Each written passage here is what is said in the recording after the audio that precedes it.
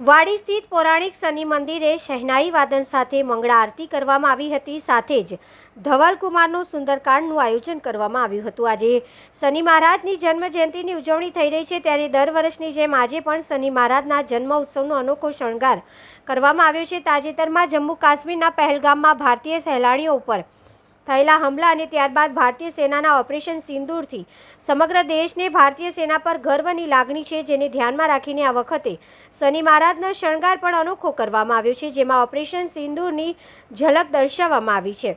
શનિ મહારાજને સિંદૂર તેમજ લાલ રંગના વસ્ત્રોનો શણગાર કરવામાં આવ્યો છે। તેની સાથે જ આજે ભારતની એકતા, અખંડિતતા અને સાર્વભૌમત્વના રક્ષણની પ્રાર્થના શનિ મહારાજને કરવામાં આવી છે।